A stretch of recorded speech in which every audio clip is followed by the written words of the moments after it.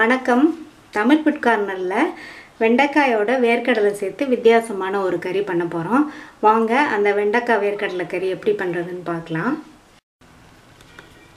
நான் எடுத்துருக்கிறது 150 கிராம் வெண்டைக்காய்.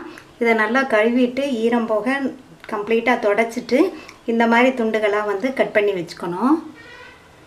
இது 1/2 கப் வேர்க்கடலை, வறுக்காத வேர்க்கடலை.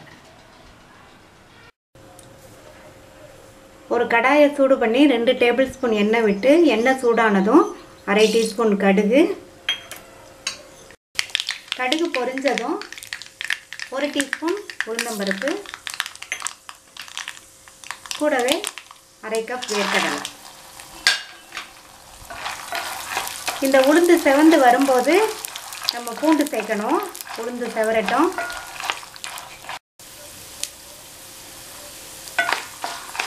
உளுந்து செவந்துருச்சு, கடலைப்பருப்பும் வறுபட்டுருச்சு. 5 பூண்டு நீல வாக்கில் கட் பண்ணது, அதை சேர்த்துக்கலாம்.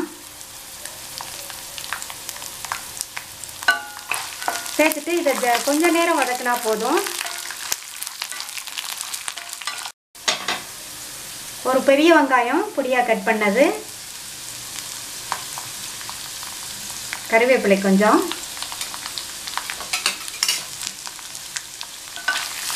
இதையும் கொஞ்ச நேரம் வதக்கிக்கலாம். கொஞ்சம் வெங்காயம்லாம் வதங்கினதுக்கப்புறம் வெண்டைக்காயை சேர்த்துக்கலாம்.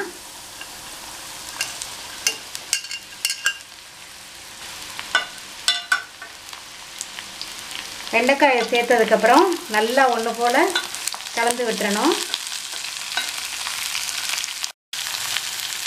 நல்லா கலந்ததுக்கப்புறம் மூடி போட்டுட்டு தீயை குறைச்சி வச்சுட்டு அதுக்கப்புறமா வெண்டைக்காய் வதங்குற வரைக்கும் அப்பப்போ ஓப்பன் பண்ணி கிண்டி விட்டுக்கணும்.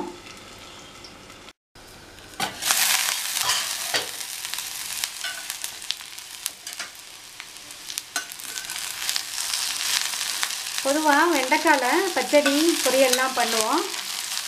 இது வேர்க்கடலையோடு அந்த கறி சேர்த்து பண்ணுறதுனால ரொம்ப டேஸ்ட்டாக இருக்கும் சாப்பிட்றதுக்கு.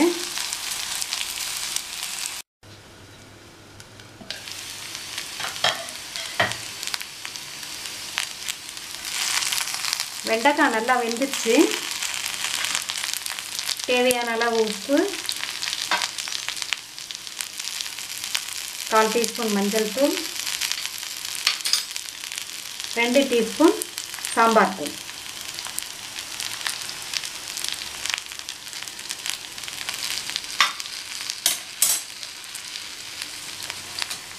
சேர்த்ததுக்கப்புறம் இனி மூடி போட வேண்டாம். நல்லா பக்கத்துலேயே இருந்து நல்லா ட்ரை ஆகி கிறிஸ்பாக வர வரைக்கும் வதக்கிக்கலாம்.